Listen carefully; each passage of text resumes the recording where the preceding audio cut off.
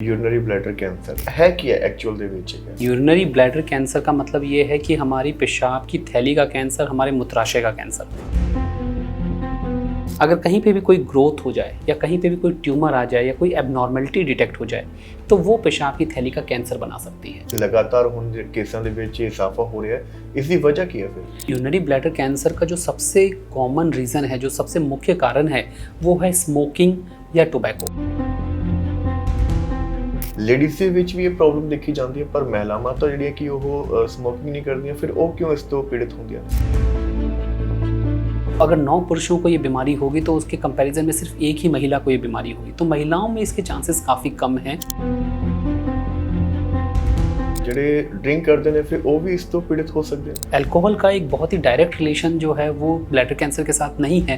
Alcohol लेते हैं, उनके अंदर हमारी हेल्थ फिटनेस कमज़ोर होती जाती है और उसकी वजह से भी कहीं ना कहीं हमारे बॉडी में मल्टीपल प्रॉब्लम्स आने के चांसेस बढ़ जाते हैं। ਤਾਂ ਸ਼ੁਰੂਆਤ ਦੇ ਵਿੱਚ ਕੁਝ ਉਸਦੇ ਲੱਛਣ ਨਜ਼ਰ ਆਉਂਦੇ, ਕੁਝ ਸਿੰਪਟਮਸ ਪਤਾ ਲੱਗ ਸਕਦੇ ਨੇ। सबसे इम्पोर्टेंट सिम्टम है यूरिन में ब्लड आना। जो एक कैंसर है वो पेशाब की थैली दे इनसाइड ਹੁੰਦਾ ਜਾਂ आउटसाइड एरिया ਦੇ ਵਿੱਚ? ब्लैडर की कैंसर की जो शुरुआत है वो हमेशा उसके इनसाइड से होती है, बाकी बॉडी पार्ट्स में भी फैल सकती है और इवन ये लाइफ थ्रेटनिंग भी हो सकती है। अगर हमें ऐसा कोई भी सिम्टम होता है तो हम एक अल्ट्रासाउंड करवाएं। सिर्फ इसका हल ऑपरेशन ही है या कोई और थेरेपी के नाल भी इसको ठीक किया जा सकता है? हम एक नए ब्लैडर को क्रिएट करते हैं, एक बॉल की तरह एक ब्लैडर क्रिएट किया जाता है और उसको नॉर्मल बॉडी पार्ट्स के साथ जोड़ा जाता है। तो आप अपने पार्टनर के साथ एक्टिविटी में जा सकते हैं, उससे किसी भी व्यक्ति को कैंसर फैलने का कोई रिस्क नहीं होता। बहुत सारे हैगे ने कि मैस्टरबेशन बहुत ज़्यादा करते हैं कि वो भी इस सब मेन कारण नहीं। ਸਤਿ ਸ਼੍ਰੀ ਅਕਾਲ, ਪ੍ਰੋਗਰਾਮ ਹੈਲਥ ਟਾਕ ਲੈ ਕੇ ਮੈਂ ਹਾਜ਼ਰ ਹਾਂ ਪ੍ਰਵਿੰਦਰ, ਅਤੇ ਅੱਜ ਆਪਾਂ ਗੱਲ ਕਰਾਂਗੇ ਯੂਰਿਨਰੀ ਬਲੈਡਰ ਕੈਂਸਰ ਦੇ ਉੱਪਰ, ਯਾਨੀ ਕਿ पेशाब ਦੀ ਥੈਲੀ ਦਾ ਕੈਂਸਰ। ਸੋ ਅੱਜ ਦੇ ਦੌਰ ਦੇ ਵਿੱਚ ਅਕਸਰ ਦੇਖਿਆ ਜਾਂਦਾ ਹੈ ਕਿ ਚੰਗਾ ਭਲਾ ਇਨਸਾਨ ਵੀ ਕਿਸੇ ਨਾ ਕਿਸੇ ਡਿਸੀਜ਼ ਤੋਂ ਪੀੜਿਤ ਹੁੰਦਾ ਹੈ, ਪਰ ਅਕਸਰ ਜਿਹੜੇ ਕਿ ਉਹ ਸ਼ੁਰੂਆਤੀ ਸਿੰਪਟਮਸ ਨੂੰ ਨਜ਼ਰਅੰਦਾਜ਼ ਕਰਕੇ ਬਾਅਦ ਦੇ ਵਿੱਚ ਭਿਆਨਕ ਜੋ ਸਿੱਟੇ ਉਸਦੇ ਨਿਕਲਦੇ ਨੇ ਉਹ ਕਾਫੀ ਪਰੇਸ਼ਾਨ ਕਰ ਦੇਣ ਵਾਲੇ ਹੁੰਦੇ ਨੇ। ਪਰ ਅੱਜ ਜੋ ਅਸੀਂ ਜਾਣਕਾਰੀ ਤੁਹਾਡੇ ਨਾਲ ਸਾਂਝੀ ਕਰਾਂਗੇ ਉਸ ਨੂੰ ਧਿਆਨ ਨਾਲ ਸੁਣਿਓ, ਕਿਉਂਕਿ ਹੋ ਸਕਦਾ ਹੈ ਕਿ ਇਹ ਛੋਟੀ ਜਿਹੀ ਜਾਣਕਾਰੀ ਤੁਹਾਡੇ ਲਈ ਕਾਫੀ ਜ਼ਿਆਦਾ ਫਾਇਦੇਮੰਦ ਹੋਵੇ। ਸੋ यूरिनरी ब्लैडर कैंसर के उपर तमाम जानकारियां साझे करेंगे साडे नाल फोर्टिस अस्पताल के माहिर डॉक्टर धर्मेंद्र अग्रवाल मौजूद ने। सर बहुत बहुत स्वागत है तुहाडा। Thank you sir. तो आपां जिवें अज विषय लैके आए हैं यूरिनरी ब्लैडर कैंसर, सो है की है एक्चुअल दे विच ये चीज़? देखिए, यूरिनरी ब्लैडर कैंसर का मतलब ये है कि हमारी पेशाब की थैली का कैंसर, हमारे मूत्राशय का कैंसर। हमारी बॉडी के अंदर दोनों किडनीज़ होती हैं और वो किडनीज़ कंटिन्यूसली यूरिन प्रोड्यूस करती हैं। ये जितना भी यूरिन है ये हमारे मूत्राशय में यानी कि पेशाब की थैली के अंदर इकट्ठा होता है। और जैसा कि हम समझ सकते हैं कि हमारी पेशाब की थैली के अंदर अगर कहीं पे भी कोई ग्रोथ हो जाए या कहीं पे भी कोई ट्यूमर आ जाए या कोई एबनॉर्मलिटी डिटेक्ट हो जाए तो वो पेशाब की थैली का कैंसर बना सकती है। ये जो यूरिनरी ब्लैडर कैंसर है ये शुरू में बहुत ही कम स्टेज पे, बहुत ही लो स्टेज पे स्टार्ट होता है, लेकिन विद टाइम अगर इसका सही टाइम से पता ना लगे या फिर अगर हम इसको इग्नोर कर दें तो ये धीरे धीरे करके पूरी पेशाब की थैली को इन्वॉल्व कर सकता है और एक स्टेज पे आने के बाद ये थैली के मसल्स यानी उनकी मांसपेशियों को भी इन्वॉल्व करने लग जाता है। सो जिवें तुसीं बखूबी दस्सिया कि है की है, बट इसका कोई कारण तो हुंदा होगा जो ये लगातार हुण केसां दे विच इजाफा हो रहा है, इसकी वजह की है फिर? देखिए, यूरिनरी ब्लैडर कैंसर का जो सबसे कॉमन रीज़न है, जो सबसे मुख्य कारण है, वो है स्मोकिंग या टोबैको। जो हम देखते हैं कि बहुत ज़्यादा लोग धूम्रपान यूज़ करते हैं, स्मोकिंग, बीड़ी, सिगरेट यूज़ करते हैं या फिर तंबाकू का सेवन करते हैं, उसका डायरेक्ट असर हमारे पेशाब की थैली की जो सरफेस है उसके ऊपर होता है और उससे कैंसर होने के चांसेस काफ़ी ज़्यादा बढ़ जाते हैं। इसके अलावा काफ़ी ऐसे भी लोग होते हैं जिनको कोई केमिकल का एक्सपोजर हो, जो पेट्रोकेमिकल इंडस्ट्रीज़ में काम करते हों, रबर की फैक्ट्रीज़ में काम करते हों, बड़ी बड़ी फैक्ट्रीज जहाँ पे केमिकल्स यूज़ होते हो वहाँ काम करते हो, उनमें भी पेशाब की थैली के कैंसर के होने के चांसेस काफ़ी ज़्यादा बढ़ जाते हैं। और अगर कई बार हम बोले कि कई लोगों को बहुत ज़्यादा पथरी या स्टोन की प्रॉब्लम रहती है, ब्लैडर में, थैली में पथरी बनती है, तो उसकी वजह से भी, कंटिन्यूस इरिटेशन की वजह से भी अक्सर ये कैंसर बन सकता है। सो जिवें तुसीं कहा कि स्मोकिंग यानी कि धूम्रपान ਇਸ ਕੈਂਸਰ ਦਾ ਸਭ ਤੋਂ ਵੱਡਾ ਜਿਹੜਾ ਕਿ ਕੋਜ਼ ਹੈ ਕਾਰਨ ਹੈਗਾ, ਬਟ ਲੇਡੀਜ਼ ਦੇ ਵਿੱਚ ਵੀ ਇਹ ਪ੍ਰੋਬਲਮ ਦੇਖੀ ਜਾਂਦੀ ਹੈ, ਪਰ ਮਹਿਲਾਵਾਂ ਤਾਂ ਜਿਹੜੀਆਂ ਕਿ ਉਹ ਸਮੋਕਿੰਗ ਨਹੀਂ ਕਰਦੀਆਂ, ਫਿਰ ਉਹ ਕਿਉਂ ਇਸ ਤੋਂ पीड़ित ਹੁੰਦੀਆਂ ਨੇ? देखिए, आपकी बात बिल्कुल सही है और यही एक रीज़न है कि महिलाओं में ये कैंसर जो है वो बाकी लोगों के मुकाबले यानी पुरुषों के मुकाबले काफ़ी ज़्यादा कम होता है। सो महिलाओं और पुरुषों में अगर हम कंपेयर करें, सो अगर 9 पुरुषों को ये बीमारी होगी तो उसके कंपैरिजन में सिर्फ एक ही महिला को ये बीमारी होगी, तो महिलाओं में इसके चांसेस काफ़ी कम हैं, ये बात सही है। पर जहाँ पर हम देख रहे हैं आजकल के समय में जहाँ पे महिलाएं भी स्मोकिंग करने लगे हैं और काफ़ी लोग धूम्रपान को यूज़ कर रहे हैं, स्मोकिंग को यूज़ कर रहे हैं, उनमें महिलाओं के अंदर भी कैंसर के होने के चांसेस बढ़ जाते हैं। ਸੋ ਅੱਜ ਕੱਲ ਸ਼ਰਾਬ ਨੂੰ ਇੱਕ ਸਟੇਟਸ ਸਿੰਬਲ ਦੇ ਵਜੋਂ ਦੇਖਿਆ ਜਾਂਦਾ ਹੈ, ਜਿਹੜੇ ਡਰਿੰਕ ਕਰਦੇ ਨੇ ਫਿਰ ਉਹ ਵੀ ਇਸ ਤੋਂ पीड़ित हो सकते हैं? देखिए बिल्कुल, स्मोकिंग अल्कोहल का एक बहुत ही डायरेक्ट रिलेशन जो है वो ब्लैडर कैंसर के साथ नहीं है, लेकिन जो भी लोग स्मोकिंग करते हैं उनके अंदर ओवरऑल हमारी हेल्थ फिटनेस जो है वो कमज़ोर होती जाती है। अल्कोहल लेते हैं उनके अंदर हमारी हेल्थ फिटनेस कमज़ोर होती जाती है और उसकी वजह से भी कहीं ना कहीं हमारे बॉडी में मल्टीपल प्रॉब्लम्स आने के चांसेस बढ़ जाते हैं। ਸੋ ਇਨਸਾਨ ਨਾ ਹਮੇਸ਼ਾ ਇੱਕ ਭਰਮ ਦੇ ਵਿੱਚ ਰਹਿੰਦਾ ਹੈ ਕਿ ਮੈਂ ਤਾਂ ਠੀਕ ਆ, ਫਿੱਟ ਆ, ਮੈਨੂੰ ਕੀ ਹੋ ਸਕਦਾ, ਕੁਝ ਵੀ ਨਹੀਂ ਹੋ ਸਕਦਾ, ਹਨਾ। ਬਟ ਜਦੋਂ ਬਹੁਤ ਜ਼ਿਆਦਾ ਦੇਰੀ ਹੋ ਜਾਂਦੀ, ਜਦੋਂ ਟੈਸਟ ਕਰਾਉਂਦਾ ਤਾਂ ਫਿਰ ਕਹਿੰਦਾ ਤਾਂ ਭਾਈ ਲਾਸਟ ਸਟੇਜ ਹੋ ਗਈ। ਮੇਰਾ ਕਹਿਣ ਦਾ ਭਾਵ ਹੈ ਕਿ ਸ਼ੁਰੂਆਤ ਦੇ ਵਿੱਚ ਜਿਹੜਾ ਕੀ ਹੈਗਾ ਯੂਰੀਨਰੀ ਬਲੈਡਰ ਕੈਂਸਰ ਜੇਕਰ ਇਸ ਨੂੰ ਹੋ ਰਿਹਾ ਹੈ ਤਾਂ ਸ਼ੁਰੂਆਤ ਦੇ ਵਿੱਚ ਕੁਝ ਉਸਦੇ ਲੱਛਣ ਨਜ਼ਰ ਆਉਂਦੇ, कुछ सिम्टम्स पता लग सकते हैं? बिल्कुल। सो बहुत सारे ऐसे सिम्टम्स होते हैं जिनके ऊपर हमें खास ध्यान रखना होता है। सबसे इम्पॉर्टेंट सिम्टम है यूरिन में ब्लड आना। अगर हमारे यूरिन में ब्लड आ रहा है, अगर हमारे यूरिन में कुछ ब्लड के सेल्स आ रहे हैं या कोई भी ऐसी प्रॉब्लम हो रही है, तो हमें उसका रेगुलर चेक, उसका प्रॉपर चेकअप जो है वो करवाना बहुत ज़रूरी है। क्योंकि पेशाब की थैली का कैंसर का मुख्य सिम्टम जो आता है वो यूरिन में ब्लड की तरह ही आता है। इसके अलावा कई लोगों को यूरिन बार बार आना, यूरिन पास करते टाइम बहुत ज़्यादा बर्निंग सेंसेशन होना या फिर यूरिन खाली नहीं होना, ऐसे भी कुछ सिम्टम्स हैं जो यूरिनरी ब्लैडर कैंसर में या इस थैली के कैंसर में देखने में मिल सकते हैं। लेकिन अगर हम यूरिन में ब्लड आ रहा है उसको हम इग्नोर कर रहे हैं या फिर हमारे जो सिम्टम्स हैं हम उनको इग्नोर कर रहे हैं, तो ये एक अच्छी बात नहीं है। क्योंकि यूरिनरी ब्लैडर कैंसर अक्सर हमने देखा है काफ़ी ज़्यादा एग्रेसिव होता है और अगर उसको सही टाइम पे डील ना किया जाए, उसको सही टाइम पे उसको ट्रीट ना किया जाए तो वो काफ़ी बॉडी को इन्वॉल्व कर सकता है। ਸੋ ਜਿਵੇਂ ਹਰੇਕ ਜਿਹੜੀ ਕਿ ਸਟੇਜ ਹੁੰਦੀ ਹੈਗੀ ਕੈਂਸਰ ਦੀ, ਫਸਟ ਸੈਕਿੰਡ ਥਰਡ, ਸੋ ਇਸ ਕੇਸ ਦੇ ਵਿੱਚ ਵੀ ਸੇਮ ਹੈ? बिल्कुल। सो यूरिनरी ब्लैडर कैंसर का जो स्टेजिंग है वो स्टेज 1 से लेकर स्टेज 4 तक होती है। और अगर हमारे पास कोई व्यक्ति, कोई पेशेंट आते हैं जिनका हम कहते हैं स्टेज 1 या अर्ली स्टेज है, तो ऐसी कंडीशन में एक बहुत ही सिंपल ऑपरेशन जिसको हम कहते हैं TURBT, एक तरीके से हम ये समझ सकते हैं कि हम पेशाब की जो थैली है हम उसकी सफाई कर देते हैं और उसकी सफाई करके जो ब्लैडर के अंदर जो भी ट्यूमर है हम उसको पूरी तरीके से रिमूव कर देते हैं। ये जो ऑपरेशन है ये अपने आप में काफ़ी सक्सेसफुल ऑपरेशन है और इससे बीमारी जो है वो काफ़ी हद तक हमारी कंट्रोल हो जाती है।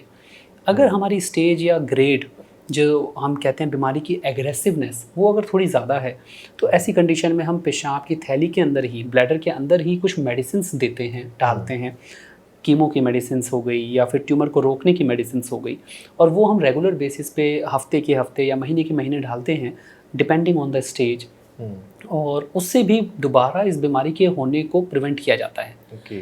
पर अगर ये बीमारी हमारी शुरुआत से ही स्टेज 2 पे है, यानी कि ये अगर थैली के जो हमारी पेशाब की थैली के मसल्स हैं, जो उनकी मांसपेशियां हैं, अगर इन्होंने बीमारी ने उसको इन्वॉल्व कर लिया है, तो ऐसी कंडीशन के अंदर हमें पेशाब की थैली को पूरी तरीके से रिमूव करना पड़ता है। ਸੋ ਇੱਕ ਹੋਰ ਜਿਹੜਾ ਕਿ ਸਭ ਤੋਂ ਇੰਪੋਰਟੈਂਟ ਕੁਐਸਚਨ ਹੈਗਾ, ਜੋ ਇੱਕ ਕੈਂਸਰ ਹੈ ਉਹ पेशाब ਦੀ ਥੈਲੀ ਦੇ ਇਨਸਾਈਡ ਹੁੰਦਾ ਜਾਂ ਆਊਟਸਾਈਡ ਏਰੀਆ ਦੇ ਵਿੱਚ ਜ਼ਿਆਦਾ ਹੁੰਦਾ है? शुरुआत हमेशा ब्लैडर की कैंसर की जो शुरुआत है वो हमेशा उसके इनसाइड से होती है। बीमारी शुरू अंदर से होगी, लेकिन अगर वो इग्नोर हुई है या फिर वो बीमारी एग्रेसिव है तो फिर वो फर्स्ट स्टेज से निकल के वो मसल्स को इन्वॉल्व कर लेती है और फिर वो उसके बाद थैली के बाहर निकल के बाकी ऑर्गन्स को भी इन्वॉल्व कर सकती है। सो यानी कि कहने का भाव कि जेकर समा रहते इसका ट्रीटमेंट ना करवाया गया तो इसका भयानक सिट्टा निकल सकता। यस, तो अगर ये बीमारी सही टाइम पे ट्रीट ना हो तो ये बाकी बॉडी पार्ट्स में भी फैल सकती है और इवन ये लाइफ थ्रेटनिंग भी हो सकती है। सो कोई एक साधारण ਜਾਂ ਕੋਈ ਟੈਸਟ ਹੋਵੇ ਜਿਹੜਾ ਕਿ ਆਮ ਪਬਲਿਕ ਤੇ ਈਜ਼ੀਲੀ ਕਰਵਾ ਕੇ ਪਤਾ ਕਰ सके कि ਉਸ ਨੂੰ ਇਹ ਚੀਜ਼ है कि नहीं है? सबसे पहला बहुत सारे टेस्ट हैं जो हमें इसके बारे में इंफॉर्मेशन देते हैं, बट जो बहुत बेसिक टेस्ट है, सबसे पहले तो मैं ये सजेस्ट करूँगा कि अगर हमारे सिम्टम्स हैं यूरिन में ब्लड है या यूरिन में कोई भी प्रॉब्लम आ रही है बार बार आना, या उसको हम इग्नोर ना करें, वो बहुत ज़रूरी है। और दूसरा, अगर हमें ऐसा कोई भी सिम्टम होता है तो हम एक अल्ट्रासाउंड करवाएं। अल्ट्रासाउंड जो टेस्ट है वो आज की तारीख में हमारे गाँव में, शहरों में, छोटे छोटे टाउन्स में हर जगह अवेलेबल है। और वो अल्ट्रासाउंड टेस्ट जो है वो ब्लैडर में अगर कोई भी ट्यूमर है, कोई भी गांठ अगर ग्रो कर रही है, कोई भी ट्यूमर अगर ग्रो कर रहा है, तो उसको आइडेंटिफाई करने में बहुत सक्सेसफुल है। किसी व्यक्ति को अगर अल्ट्रासाउंड में कोई प्रॉब्लम दिखाई देती है तो फिर हम फर्दर टेस्ट करवाते हैं, जैसे सीटी स्कैन हुआ या हमारा एमआरआई या पेट स्कैन हुआ, पीईटी पेट स्कैन हम करवाते हैं। तो ये जो सारे टेस्ट हैं ये हमें गाइड करते हैं कि हमारी जो बीमारी है उसका क्या स्टेज है, वो कितनी एग्रेसिव है, और ओवरऑल हमारा कंडीशन क्या है। बट जो स्टार्टिंग टेस्ट है, आई थिंक वो सबसे इंपॉर्टेंट टेस्ट है अल्ट्रासाउंड। सो सिर्फ इस दा हल ऑपरेशन ही है ਜਾਂ ਕੋਈ ਹੋਰ ਥੈਰੇਪੀ ਦੇ ਨਾਲ ਵੀ ਇਸ ਤੋਂ ਠੀਕ ਕੀਤਾ ਜਾ ਸਕਦਾ? देखिए, ऑपरेशन ब्लैडर कैंसर के अंदर जो हमारा ट्रीटमेंट है वो सिंगल ट्रीटमेंट नहीं है, वो मल्टीपल ट्रीटमेंट के थ्रू चलता है। जैसे भी हमारा ब्लैडर कैंसर है जिसमें हम कहते हैं कि अगर वो स्टेज 2 या स्टेज 3 पे चला गया है, यानी कि उसने ब्लैडर को पूरी तरीके से खा लिया है या उसके मसल्स को इन्वॉल्व कर लिया है, ऐसी कंडीशन में हम एक रोबोटिक सर्जरी परफॉर्म करते हैं। और ये रोबोटिक सर्जरी एक कॉम्प्लेक्स रोबोटिक सर्जरी के अंदर काउंट होती है, जिसमें हम पूरी की पूरी ब्लैडर यानी पेशाब की थैली को रिमूव करते हैं। ब्लैडर के जो आसपास एरिया जहाँ पे ट्यूमर का डाउट होता है उनको भी रिमूव करते हैं, और उसके बाद हम बॉडी के अंदर ही एक नया ब्लैडर बनाते हैं। हम पेशेंट की खुद की बॉडी से, उसके आंतों से लेके हम एक नए ब्लैडर को क्रिएट करते हैं। एक बॉल की तरह एक ब्लैडर क्रिएट किया जाता है और उसको नॉर्मल बॉडी पार्ट्स के साथ जोड़ा जाता है, जहाँ से जिसके अंदर हमारा यूरिन स्टोर भी होता है, और फिर आप नॉर्मल तरीके से अपना यूरिन पास भी करते हो। कई व्यक्ति ऐसे होते हैं जिनकी एज थोड़ी सी ज़्यादा होती है और उनके केस में हम ये ब्लैडर बनाने वाला ऑपरेशन नहीं परफॉर्म कर पाते, तो उनके लिए हम एक सामान्य उपाय करते हैं, जहाँ पे हम ब्लैडर आंतों से ही एक नया रास्ता बना के जो यूरिन का रास्ता है उसको बाहर एब्डोमेन में यानी पेट के ऊपर बना देते हैं। सो उनको फिर यूरिन जो है वो कंटिन्यूसली एक बैग के अंदर आता है और फिर उस बैग से उनका नॉर्मल एक्टिविटी चलता रहता है। सो बहुत ਜਦੋਂ ਮੈਂ ਆਮ ਪਬਲਿਕ ਦੇ ਵਿੱਚ ਵਿਚਰਦਾ ਨਾ ਤਾਂ ਅਕਸਰ ਇੱਕ ਪਾਣੀ ਪੀਣ ਨੂੰ ਲੈ ਕੇ ਨਾ ਇੱਕ ਧਾਰਨਾ ਬਣੀ ਹੁੰਦੀ ਹੈ ਕਿ ਡੇਲੀ ਰੂਟੀਨ ਦੇ ਵਿੱਚ ਕਿੰਨਾ ਪਾਣੀ ਪੀਆ ਜਾਵੇ, 1 ਲੀਟਰ 2 ਲੀਟਰ, ਇਹ ਬਹੁਤ ਸਾਰੀ ਕਨਫਿਊਜ਼ਨ ਹੈਗੀ ਨੇ। ਸੋ ਤੁਸੀਂ भी ज़रूर क्लियर करिए इसको। नहीं, बहुत ज़रूरी है, क्योंकि आई थिंक ये क्वेश्चन तो हमारे ओपीडी में जो भी सिंगल पेशेंट आते हैं उनको सबको ही ये डाउट रहता है कि डॉक्टर साहब आपको पानी कितना पीना चाहिए। देखिए, हमारा जो टेम्परेचर है वो थोड़ा गर्म टेम्परेचर है। सो सर्दियों में अगर हम गर्मियों की बात करें, हमारी कंट्री की बात करें, इंडिया की बात करें, हम रिकमेंड करते हैं कि आप लगभग 2.5 से 3 लीटर पानी पर डे ज़रूर पीजिए। इसके अलावा भी आपके जो बाकी लिक्विड्स हैं, चाय, सूप वगैरह, वो 1 लीटर हो जाते हैं, तो अराउंड 3.5 से 4 लीटर हमारा इंटेक होना चाहिए। पर अगर हम बात करें सर्दी वाले टेम्परेचर की, हमारे कंट्री में सर्दी का टेम्परेचर हो, या फिर वो कंट्रीज़ जहाँ पे ठंडा इलाका है, जैसे कनाडा हो गया, यूएस वाला पार्ट हो गया, यूके हो गया, वहाँ हम सजेस्ट करते हैं कि आपका वाटर इंटेक जो है वो 1 से 1.5 लीटर पर डे रहना चाहिए। और उसके अलावा बाकी लिक्विड्स भी 1 लीटर हो जाते हैं, तो टोटल हमारा इंटेक जो है वो 2.5 लीटर के आसपास रहना चाहिए। ਸੋ ਡਾਕਟਰ ਸਾਹਿਬ, ਕਈ ਵਾਰੀ ਨਾ ਸਿਚੁਏਸ਼ਨ ਇਸ ਤਰ੍ਹਾਂ ਦੀ ਬਣਦੀ ਹੈ ਕਿ ਯੂਰਿਨ ਪਾਸ ਕਰਨ ਦਾ ਹੁੰਦਾ ਕਿ ਜਿਵੇਂ ਕਿ ਬਾਥਰੂਮ ਆਇਆ, ਬਟ ਆਪਾਂ ਕਾਫੀ ਟਾਈਮ ਉਸ ਨੂੰ ਡਿਲੇ ਕਰ ਦਿੰਦੇ ਹਾਂ। ਆਪਾਂ ਜਦੋਂ ਆਇਆ ਉਸ ਤੋਂ ਕਾਫੀ ਟਾਈਮ ਬਾਅਦ ਕਰਦੇ ਹੈਗੇ, ਤਾਂ ਇਹ कोई प्रॉब्लम तो नहीं फिर बाद ਵਿੱਚ आ सकती है? इससे एक प्रॉब्लम आ सकती है। कैंसर में तो इसका डायरेक्ट इम्पैक्ट नहीं आता, बट अगर हम यूरिन को बहुत ज़्यादा होल्ड करते हैं, हमारी ब्लैडर की जो कैपेसिटी है वो हमें सेंसेशन तभी भेजती है जब हमारी ब्लैडर ऑलरेडी भर चुका होता है। अगर हम उसके ऊपर भी उसको एक्स्ट्रा 1 घंटे 2 घंटे रोकेंगे तो वो जो हमारा ब्लैडर है वो एक बलून की तरह फूलने लगेगा, और धीरे धीरे करके उसके जो मसल्स हैं वो कमज़ोर होने लगेंगे, उसकी मांसपेशियाँ कमज़ोर होने लगेंगी।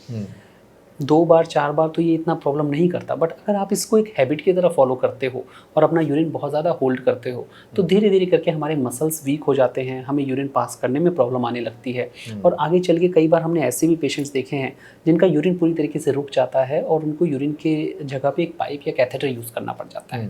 ਸੋ ਬਹੁਤ ਸਾਰੇ ਜਿਵੇਂ ਕਿ ਇਹ ਵੀ ਧਿਆਨ ਦੇ ਵਿੱਚ ਆਇਆ ਹੈਗਾ ਕਿ ਕਾਫੀ ਟਾਈਮ ਹੋਲਡ ਕਰਨ ਤੋਂ ਬਾਅਦ ਨਾ ਯੂਰਿਨ ਪਾਸ ਦੀ ਸਪੀਡ ਬਹੁਤ ਘਟ ਜਾਂਦੀ ਹੈ। बिल्कुल। ਇਹਦਾ ਕੀ ਕਾਰਨ ਹੈ? इसका एग्जैक्टली रीज़न यही है कि हमारे मसल्स जो हैं वो एक बलून की तरह फूल जाते हैं, और जब वो मसल्स इतने ज़्यादा इन्फ्लेट हो जाएंगे या बढ़ जाएंगे तो फिर उनके अंदर उतनी ज़्यादा पावर नहीं रहती, और यूरिन को पास करने के लिए हमारे मसल्स में प्रॉपर स्ट्रेंथ या प्रॉपर पावर होनी चाहिए। सो अगर उसमें स्ट्रेंथ नहीं है, हम यूरिन पुश नहीं कर पा रहे हैं, तो हमारा यूरिन का फ्लो जो है वो कमज़ोर हो जाता है। ਜਿਵੇਂ ਕਿ ਇਸ ਤੋਂ ਇੱਕ ਆਪਾਂ 50 ਪਲੱਸ ਲਾ ਦਈਏ, ਬਹੁਤ ਸਾਰੇ ਬਜ਼ੁਰਗ ਆ ਜਾਂ ਹੋਰ ਬਿਲਕੁਲ। ਜਿਹੜੇ ਕਿ ਪੇਸ਼ੈਂਟ ਹੈਗੇ ਨੇ ਨਾ, ਉਹ ਇਹ ਸ਼ਿਕਾਇਤ ਕਰਦੇ ਨੇ ਕਿ ਉਹਨਾਂ ਕੋਲ ਕੰਟਰੋਲ ਨਹੀਂ ਹੁੰਦਾ ਔਰ ਆਪਣੇ ਆਪ ਜਿਹੜਾ यूरिन पास हो ਜਾਂਦਾ। ये भी इस ਨਾਲ कोई रिलेट करता है कुछ? हाँ, सी हमारे ये इसमें दोनों प्रॉब्लम्स हमारी हो सकती हैं। प्रोस्टेट की भी प्रॉब्लम होती है जिसको हम ददूत कहते हैं, उसकी वजह से भी ये सिम्टम्स आ सकते हैं। But at the same time हमारे यूरिनरी ब्लैडर की प्रॉब्लम हो या ब्लैडर में कैंसर की प्रॉब्लम हो, उससे भी ये सिम्टम्स आ सकते हैं। तो ऐसी कंडीशन में अगर ये दिक्कत आती है तो हम एक अल्ट्रासाउंड करा के ही कंफर्म करते हैं कि हमारी मेन प्रॉब्लम उस स्पेसिफिक पर्सन में, उन स्पेसिफिक पेशेंट्स में क्या चल रही है, और उसके बेसिस पे हम डायग्नोसिस को, ट्रीटमेंट को लेके चलते हैं। इस मामले ਦੇ ਵਿੱਚ ਵੀ ਇਸ ਫੈਕਟਰ ਕੰਮ ਕਰਦਾ ਹੈ ਕਿ बिल्कुल। 40 ਪਲੱਸ ਜਾਂ 50 ਪਲੱਸ ਕਿੰਨੀ ਕੁ ਉਮਰ ਵੱਧ ਜਿਹੜੇ ਕਿ ਲੋग ਹੈਗੇ ਨੇ ਉਹ ਜ਼ਿਆਦਾ ਇਸ ਦਾ शिकार हो रहे हैं? देखिए, ब्लैडर कैंसर एक ऐसी चीज़ है जिसका जो मेन इंसिडेंस रेट है वो 40-45 या आप कह सकते हैं 50 की उम्र के बाद जो व्यक्ति हैं उनको कैंसर होने के चांसेस ज़्यादा होते हैं। पर आपको जान के हैरानी होगी कि हमारे पास इवन एज यंग एज 25 साल 30 साल की उम्र के लोग भी आते हैं जिनको यूरिनरी ब्लैडर में, पेशाब की थैली में कैंसर डिटेक्ट होता है। और अचंभे की बात यह है कि कई बार ऐसे लोग भी आते हैं जिन्होंने कभी स्मोकिंग नहीं की होती या जिन्होंने कभी कोई गलत काम नहीं किया होता और फिर भी उनको कैंसर डिटेक्ट होता है। एंड उसका रीज़न कहीं ना कहीं हमारा जेनेटिक का फैक्टर भी होता है। हमारी बॉडी के अंदर जो हमारे जीन्स हैं वो भी कहीं ना कहीं कैंसर के लिए रिस्पॉन्सिबल होते हैं। सो ज़रूरी नहीं है कि सिर्फ स्मोकिंग होगी तो ही कैंसर होगा। जिन लोगों को स्मोकिंग नहीं है, जिन लोगों को कोई बैड हैबिट्स नहीं है, जो अपनी हेल्थ का अच्छा ध्यान रखते हैं, बट बहुत बार जीन्स हमारे कुछ इस टाइप से होते हैं, हमारे बॉडी का इन्वायरमेंट जो है, हमारे आसपास का इन्वायरमेंट जो है वो इस टाइप का होता है कि वो कैंसर हमारी बॉडी में ग्रो करवा सकता है। ਹੁਣ ਜਿਸ ਪੇਸ਼ੈਂਟ ਨੂੰ ਕਲੀਅਰ ਹੋ ਚੁੱਕਿਆ ਕਿ ਇਸ ਨੂੰ ਯੂਰਿਨਰੀ ਬਲੈਡਰ ਕੈਂਸਰ ਹੈ, ਕਿ ਉਹ ਆਪਣੇ ਪਾर्टनर ਨਾਲ ਰਿਲੇਸ਼ਨ ਦੇ ਵਿੱਚ ਆ ਸਕਦਾ ਹੈ ਜਾਂ ਫਿਰ ਉਸ ਨੂੰ ਪਰਹੇਜ਼ ਕਰਨਾ चाहिए? यूजुअली जो हमारा हम सेक्सुअल एक्टिविटी की बात करते हैं तो कैंसर का उससे कोई डायरेक्ट रिलेशन नहीं है। अगर आपको किसी भी व्यक्ति को ये बीमारी डायग्नोस होती है तो आप अपने पार्टनर के साथ एक्टिविटी में जा सकते हैं, उससे किसी भी व्यक्ति को कैंसर फैलने का कोई रिस्क नहीं होता। ਸੋ ਜਿਵੇਂ ਹੁਣ ਪੂਰੀ ਆਪਾਂ ਡਿਟੇਲ ਦੇ ਵਿੱਚ ਗੱਲਬਾਤ ਕਰ ਰਹੇ ਹਾਂ ਤਾਂ ਅਕਸਰ ਜਿਵੇਂ ਹੁਣ ਤੁਸੀਂ ਯੰਗਸਟਰ ਦੀ ਗੱਲ ਕੀਤੀ ਹੈ 20 ਤੋਂ 25 ਸਾਲ ਜਿਹੜੇ ਕਿ ਆ ਰਹੇ ਹੈਗੇ ਨੇ, ਕਿ ਇਹ ਬਚਪਨ ਦੇ ਵਿੱਚ ਕੀਤੀਆਂ ਗਈਆਂ ਗਲਤੀਆਂ ਦਾ ਨਤੀਜਾ ਹੈਗਾ? ਕਿਉਂਕਿ ਬਹੁਤ ਸਾਰੇ ਹੈਗੇ ਨੇ ਕਿ ਮੈਸਟਰਬੇਸ਼ਨ ਬਹੁਤ ਜ਼ਿਆਦਾ ਕਰਦੇ ਹੈਗੇ ਨੇ, कि वो भी इस सब मेन कारण? नहीं। सो आंसर है कि देखिए, हम बहुत सारी चीज़ों को अपने मिथ के साथ जोड़ लेते हैं, बहुत सारी चीज़ों को हम अपने एजम्पशंस के साथ जोड़ लेते हैं, बट ऐसा नहीं है। जो ब्लैडर कैंसर जो हमारी यंग एज में भी आ रहा है, 25-30 साल की उम्र में भी जो हम कह रहे हैं जिनको डायग्नोस होता है, मोस्ट ऑफ द टाइम उसमें जेनेटिक्स एक फैक्टर रोल प्ले करता है। हमारे जो जीन्स हैं वो रोल प्ले करते हैं, जबकि हमारे जो बिहेवियरल वाले जो हैं, जैसे स्मोकिंग हो गया या यूरिन बहुत ज़्यादा हमने रोका या यूरिन के सिम्टम्स को इग्नोर किया या केमिकल्स के साथ बहुत ज़्यादा एक्सपोजर रहा, वो कैंसर जिन लोगों को होते हैं वो जनरली 45, 45 या 50 की एज के बाद ही डिटेक्ट होते हैं। ਸੋ ਇਹਦੇ ਵਿੱਚ ਜਿਵੇਂ ਕਿ ਹੁਣ ਤੁਸੀਂ ਆਪਰੇਸ਼ਨ ਦੀ ਗੱਲ ਕੀਤੀ ਹੈ ਤਾਂ ਇਸ ਦਾ ਜਿਹੜਾ ਕਿ 100% ਹੈ ਕਿ ਇੱਕ ਵਾਰ ਆਪਰੇਟ ਕਰਵਾਏ ਤੋਂ ਬਾਅਦ दोबारा ਜਿਹੜਾ ਕਿ ਇਹ कैंसर है वो नहीं होगा? देखिए, कैंसर एक ऐसा डायग्नोसिस है सर जिसमें ना ट्रीटमेंट जो है वो स्टेज के ऊपर डिपेंड करता है। सो जब हम बात करते हैं कि हमारा स्टेज सेकंड है या फर्स्ट है, ऐसी कंडीशन के अंदर ऑपरेशन के बाद हमारा ट्रीटमेंट जो है वो कंप्लीट हो जाता है और हमें किसी और दवाई की या कीमो की या किसी और ट्रीटमेंट की ज़रूरत नहीं पड़ती, बट हम एक रेगुलर फॉलोअप फिर भी रखते हैं। स्टेज 3 अगर होता है तो फिर हमें ऑपरेशन के साथ साथ कीमोथेरेपी की भी ज़रूरत पड़ती है या इम्यूनोथेरेपी की भी ज़रूरत पड़ती है, और ये जो मेडिसिन्स हैं ये कैंसर के कोई भी सेल्स दोबारा ग्रो ना करें उसमें हेल्प करती हैं। ऑपरेशन और ट्रीटमेंट की जो सक्सेस रेट है वो हमारी 85 to 90% है, यानी कि 90% के आसपास हम कह सकते हैं कि चांस है कि अगले 5 साल या अगले 10 साल में ये बीमारी दोबारा नहीं होगी, बट 10% चांस होता है कि बीमारी दोबारा हो सकती है। और हम उस 10% को इग्नोर नहीं करते, हम उसको अपने रेगुलर फॉलोअप में रखते हैं। हम रेगुलर टेस्ट पेशेंट्स को एडवाइस करते हैं, उनकी एक्टिविटीज़ को रेगुलेट करवाते हैं ताकि ये बीमारी अपने को फ्यूचर में ना हो, और अगर बाई चांस हो तो भी हमें सही टाइम पे पता लग जाए। ਸੋ ਆਪਰੇਟ ਕਰਵਾਉਣ ਤੋਂ ਬਾਅਦ ਕਿੰਨੇ ਕੁ ਦਿਨ ਦੇ ਵਿੱਚ ਰਿਕਵਰੀ ਹੋ ਜਾਂਦੀ ਹੈ ਤੇ ਡਿਊਰਿੰਗ ਉਹ ਪੀਰੀਅਡ ਕਿਹੜੀਆਂ ਚੀਜ਼ਾਂ ਦਾ ਖਾਸ ਧਿਆਨ ਰੱਖਿਆ ਜਾਵੇ? ये ऑपरेशन जो यूरिनरी ब्लैडर कैंसर के जो मेजर ऑपरेशंस होते हैं, हम ये कह सकते हैं कि ये एक कॉम्प्लेक्स और मेजर सर्जरी है जिसके अंदर थैली को पूरी तरीके से रिमूव किया जाता है। थैली का कोई अल्टरनेटिव, चाहे फिर वो स्टोमा की फॉर्म में, चाहे फिर वो नई थैली के फॉर्म में बॉडी के अंदर बनाई जाती है, और उसकी जो हीलिंग है उसको हीलिंग होने में लगभग 3 से 4 हफ्ते का समय लगता है।